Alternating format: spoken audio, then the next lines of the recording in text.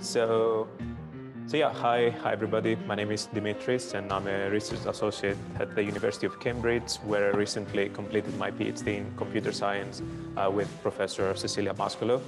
Picking up the baton from the previous track by Stefanos, here we will talk about on-device sensing with a focus on learning robust data representations of activity recognition under federated settings. And we will cover recent research on the state of the art in federated sensing, and we'll discuss results, challenges, and future opportunities.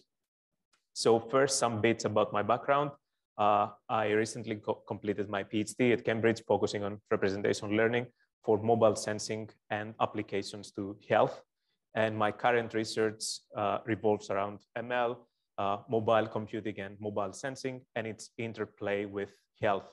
So during my studies, I was also fortunate to make some exciting collaborations with groups in MIT, in Oxford, and the Bell Labs. And I also spent some time with companies such as Microsoft, Telefonica, and Ocado. So a main motivation for studying mobile sensing and federated learning has been the tremendous scale of mobile devices.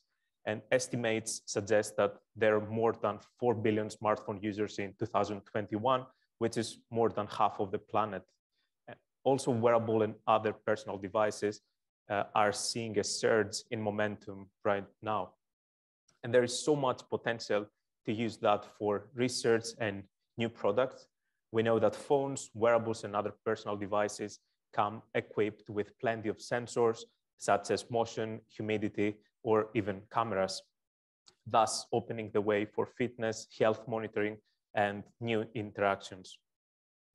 And due to this explosion of sensing modalities, the real-time tracking of human behavior, which is called digital phenotyping, has seen tremendous growth as well. And while traditional medical data like health records might be invaluable, we should consider the fact that, for example, the average person visits a doctor around 5 times a year. And here, personal devices should be able to fill these gaps. So in mobile sensing, we focus entirely on real-world data available 24/7 from wearables and connected devices, and building models that map raw sensor data to meaningful outcomes and even health inferences can give us insights of free living activities that are difficult to study in controlled environments. However, the sensor signal data come with a set of new challenges. Some are listed in this slide, and they mostly have to do with how real user data is recorded by either passive sensing or sampling occasional ground truth from the user. So data coming from personal devices is often skewed to a very few loyal users who report in irregular manners, and usually there are a few labels. To make things worse, we have to deal with many different devices and sensors where alignment and synchronization is not a trivial process. So this motivates a more holistic design of machine learning systems. And I think we should approach these problems with the same rigor machine learning folks do now in areas such as language processing or vision. And in particular, federated learning promises to advance on-device learning without compromising user privacy. Here, we will discuss how emerging ML paradigms, such as self-supervision or knowledge distillation, can be seen under the prism of federated learning operating on a distributed fleet of devices. And these challenges can be also mapped onto the life cycle of every ML system, since most of the times data and model choices have direct consequences downstream. And most data-driven products can be broken down to data collection and annotation, feature extraction, modeling and validation, and last, deployment and inference. We know that in successful products, this feedback loop is tightly integrated, but overlooking data limitations can degrade its accuracy in an unexpected manner. And the building blocks in this life cycle sometimes touch upon many of these steps. For example, self-supervised learning objective is to learn the latent structure of the data without any human annotations. Unfortunately, though, the literature approaches its building block in isolation, and the over-reliance on benchmark datasets only makes things worse. For example, an overly curated image or speech recognition dataset might not feature enough real-world data or properties, and this can only be identified upstream in this loop. So federated environments require the careful orchestration of all these steps, and this makes things a bit more challenging. As we see in this figure, the basic idea can be summarized into one sentence. Instead of bringing user data to the server, we bring part of the training and prediction to the user's device. On top of the security issues, on-device inference also provides better latency. It works offline and preserves battery life. On the other hand, activity recognition is a fundamental task in mobile sensing, which maps raw accelerometer data to human activities and has applications from physical activity monitoring to even early diagnosis of diseases such as Parkinson's. So here we'll cover 4 main areas, namely meta-learning, self-supervised and semi-supervised learning, and knowledge distillation. Let's start with meta-learning. But first, let's step back and discuss why federated learning struggles with activity recognition. Our labels are not independent and identically distributed because they come from different users. Second, some users may perform the same activity, such as cycling or walking, in a different manner. So we are talking of both input and output data variability. Last, models should be able to adapt to the user at hand, but also leverage the collective knowledge of all users in order to achieve personalization. To make this more concrete, here we see why heterogeneity in input distributions can cause significant performance degradation. A central model with access to all data is a hard-to-beat baseline here. However, we can reach that performance in a federated setting by just shuffling all samples centrally before we start the training rounds. Without this unrealistic step, federated learning performs poorly, which shows that imbalances in local user data can be catastrophic. To tackle these problems, the authors of this paper called Meta-HAR proposed a meta-learning based system. But let's see what's meta-learning. So meta-learning provides an alternative paradigm where a machine learning model gains experience over multiple learning rounds, often covering the distribution of related tasks, and uses this experience to improve its future learning performance. In contrast, the conventional ML model gains knowledge only from data samples. So here we have experience over tasks on top of samples. And a very popular framework is the MAML framework, which we can see here in this figure. So let's go step by step. So in the initialization step, a meta model with randomly initialized parameters theta and distribution over similar tasks p. In general, MAML is a bi-level algorithm. In the inner level, we train a model for each task t and find corresponding optimal parameters theta. In the outer level, we update these initial parameters theta of the meta model f. In line 2 of this algorithm, we can sample a batch of tasks from the distribution over tasks p. And in lines 4 to 7, we see that for each task t of the batch, we sample k training examples and obtain the corresponding optimal parameters theta. And we perform one or more gradient descent steps. Last, we have the outer step, which is a second order meta-learning step, in which we perform meta-optimization via stochastic gradient descent, and we update these initial parameters theta by calculating gradients with respect to the set of the optimal parameters from the previous step. So that's how this ML paradigm works. But let's see how it can work in a federated setup. So for federated setups, Meta HAR, which is the name of this model, repurposed this meta learning paradigm by treating the activity recognition problem at each individual user as a separate task. So each task has its unique input signal distributions, a different output activity set, and even a different number of activity types. Yet each task is assumed to be sampled from this distribution P, a global distribution of tasks.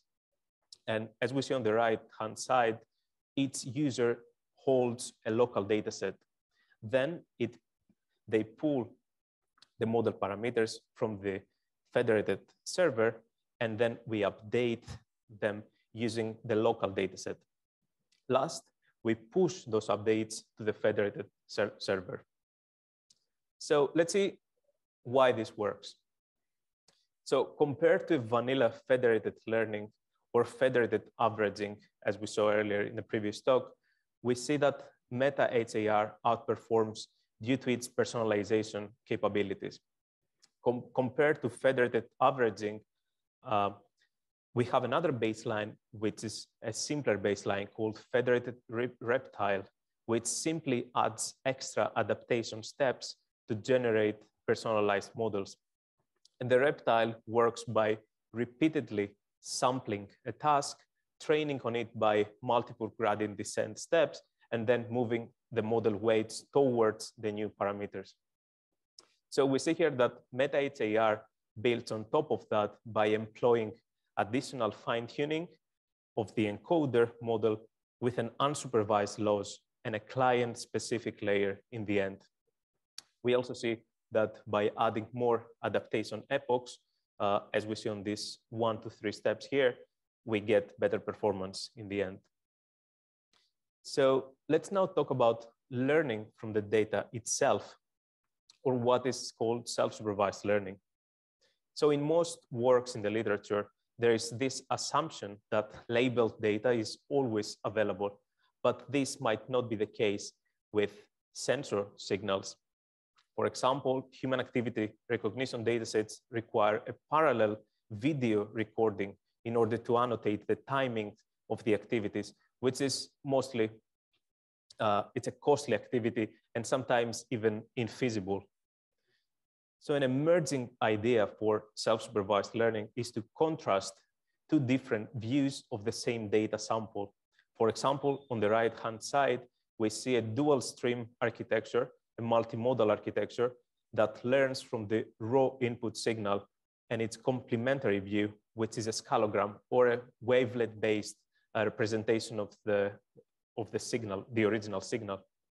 And this maps the original signal into another domain, and we train the network to recognize which pairs belong together. This can then be used in a federated setting as seen on the left-hand side, and that's traditional federated averaging. So in this federated setting, the supervised network is learned for each user, and the weights are aggregated to create a unified model. We see that centralized approaches in general perform better. However, the contrastive method, or SCN in this work, reaches supervised performance in the HHAR dataset. For the second dataset, MobiAct, it is still less accurate than centralized methods, but it still significantly outperforms the other unsupervised method, which is an autoencoder. And also to inspect its learned features, the authors plot the data in a projection where we see clear separation of activities. And this further highlights the ability of SCN to learn meaningful representations. Also, another way to learn from both labeled and unlabeled data is semi-supervised learning. So a robust system which leverages both labeled and unlabeled data should take into account many characteristics of an activity recognition system, such as privacy, label scarcity, adaptability, and heterogeneity. And A recent method, which is called FedAvg, promises to tackle some of these issues with semi-supervised learning. So here we see the general framework of this approach, which consists of the following steps. So first one, it computes supervised gradients from its labeled client. And for each client without activity labels, they compute unsupervised gradients under the consistency training assumption. As a second step, a semi-supervised learning loss is designed to aggregate gradients from both labeled data and unlabeled data. In particular, they design an unsupervised gradient aggregation strategy to overcome the concept drift and convergence instability issues in online training. I will remind you that we have to train these models in real time, and also that activities change over time, and that's what they call concept drift. As a third step, we update the parameters, and we then broadcast to all clients from the server. And last, after a training round, the updated local model of each unlabeled client is further personalized by aggregating supervised and unsupervised gradients. So a key component of this system is the unsupervised gradient computation, which, unlike previous works that apply data augmentation to the semi-supervised problem, it now applies consistency training by forcing neighboring windows closer in the feature space through an L-square norm objective or a mean squared error. So essentially here we have the signal time series, and with no labels, the author just pick up some neighboring signals, and we try to bring them closer in the feature space. And that's the unsupervised computation. So this semi-supervised system seems to outperform other competitive baselines using conceptually different ways to tackle the label scarcity problem. So here we have this table of that they compare all available methods. And we see that, for example, HAR supervised and deep sense, for example, are supervised variants of the system, while pseudo-label, mean teacher, or ICT predict proxy labels through auxiliary networks, and they use the knowledge distillation approach. And we'll come back to this a bit later. Last, we have federated averaging, which uploads the local model parameters to the server instead of the gradients of this approach. And also here we see that the authors test a version in which they limit the communication rounds to only once per update, which of course underperforms compared to computing multiple rounds of unsupervised gradients. So other approaches here attempt to deal with the label scarcity problem by asking the users in situations when the system is uncertain of the activity, such as the image on the right-hand side. And this way, the local model is adapted to the personal activities of the user, and the centralized model is benefited with more supervised information or the user feedback. So in particular, in this paper, we have a node which receives the updated global model weights from the server, and the model personalization module applies transfer learning methods to fine-tune the global model on the user, thus updating the personalized model.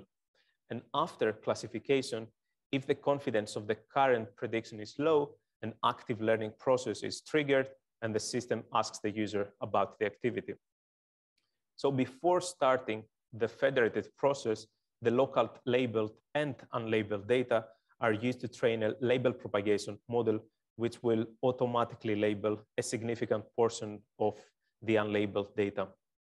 Then the newly labeled data obtained after label propagation, as well as the ones obtained by active learning, are used to perform local training of both the personalized model and the local model during the federated process.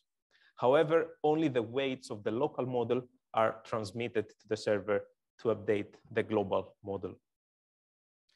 And we have some results here. So this system achieves higher accuracy compared to versions without active learning and label propagation. So in particular, the authors split the data into equal shards based on a longitudinal data collection setup. So it's data split over time. And here we observe that while the accuracy or the F1 score significantly improves shard over shard over time, we see that the number of active learning questions decreases. And averaging the results on both datasets, the number of active learning questions at the first shard is around 25%, while at the last shard is only 5%. And this result indicates that this method continuously improves the recognition rate with a limited amount of labels provided by the users. And the continuous decrease of the number of questions argues for the usability of the method, which will prompt fewer notifications over time. These figures also show the impact of combining active learning with label propagation. So we see here that without label propagation, active learning alone leads to a lower recognition rate and a higher number of questions. This means that the labeled data points derived by label propagation positively improve the activity model. We also observe the generalization capability of the global model on a set of held out users after its communication round. So the red lines here mark the end of its shard, of its data split. And these results indicate that the federated model constantly improves also for those users who did not contribute training data, even if the active learning questions keep decreasing. And these plots also confirm that the combination of label propagation and active learning leads to the best results on both datasets. So moving on, another method used to tackle HAR challenges is knowledge distillation. So a common scenario here in activity recognition systems is to introduce a new activity, for example, when users pick up a new sport or when they start driving, which could be detrimental to the already learned activities because the system will start forgetting recognizing these activities that we learn in the first place. So a powerful method to deal with these issues is transferring the knowledge of a big model to a smaller model, which is then trained with the predictions of the former. This way, we distill the knowledge of the teacher and we score with the true labels in the end.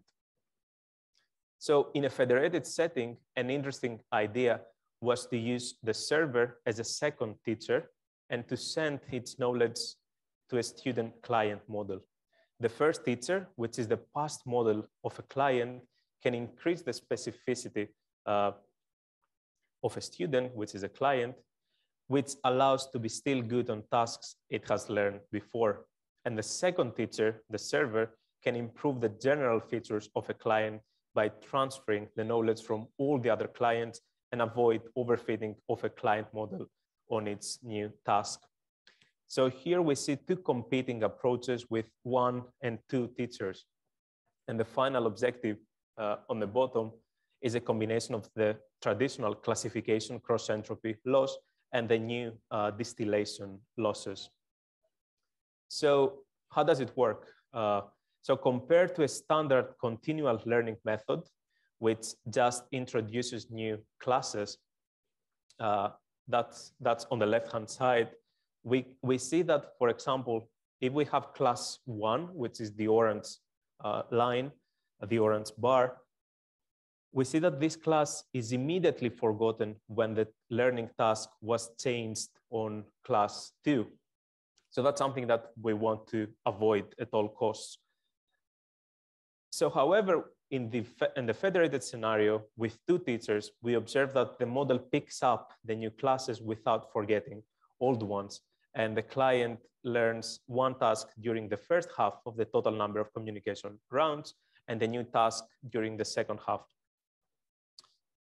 So let's talk about some other ideas focused on the internals of the neural networks, such as the layers, as well as leveraging information from multiple user devices. So in particular, layer pruning and sharing have been used to reduce the communication overhead and enable personalization, while multi-device synchronization enables learning from multiple personal devices. So let's first talk about layer pruning. So there was this system that was recently proposed in this conference, actually. It's called Hermes. And here we see two key operations. So first, we have a local subnetwork that is learned on each device, and we perform the subnetwork aggregation on the central server. So each device finds a subnetwork by applying compression, by applying pruning, and the server only averages the overlapped parameters, and that saves a lot of time and communication overhead.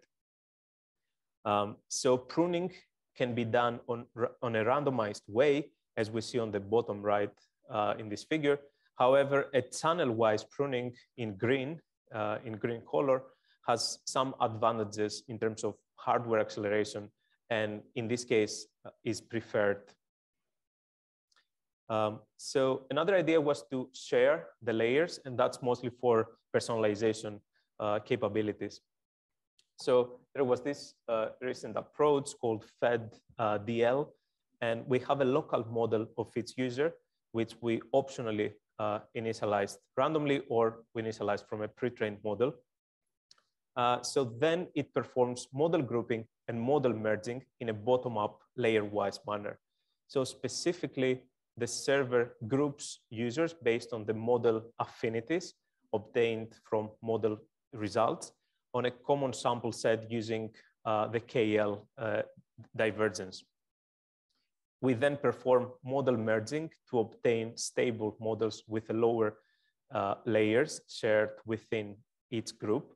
And the merging process is implemented by calculating a weighted average of local models parameters at the server over multiple rounds. And this reduces communication overhead by over 50% when there is a large number of users, and we see that achieves a high convergence rate, even with the small number of local communication rounds. Last, we'll talk about multi-device setups. So until now, we only saw single device setups. So a user has a single device, most of the time it's a smartphone, but what if we have wearables or fitness rings on top of, in addition to a smartphone? So we have some approaches in the literature that try to leverage data from devices, recording the same information from multiple sources. And in this specific case, there was this network called Flame, in which the authors introduced a user-centered federated setup using the time alignment across devices from the same user. And they also suggest some device selection processes using the accuracy and efficiency of each setup. And of course, they do so in order to personalize the models to each device. So closing this presentation, I want to reiterate on some takeaways. We have seen that federated learning is mostly promising for its privacy-preserving properties, and especially in activity recognition, we cannot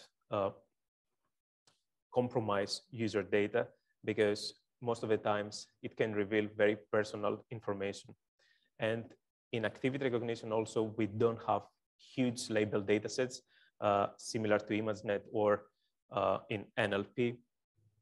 And that's why we need models that are self-supervised or semi-supervised in order to make use, to make the most out of our data. Also, adaptive models which understand the variability across data, across activities, across devices are key in successful deployments of these methods. Last, reducing communication and computation overhead through compression or other methods such as quantization is also facilitated by deep learning, which is very modular and very applicable in this scenario. And we also see a common thread across all these works, which has been the increasing need for personalization. So what's the future? I would say if the past was devices such as the first iPhone or the first generation of the smartphones, which were based a lot on, they depend a lot on the cloud in order to do computations. Now we have devices that have more sensors and better sensors and also on-device capability. So I will finish my talk. So these are the references of some of the papers I mentioned. And thank you so much. I'm happy to take questions.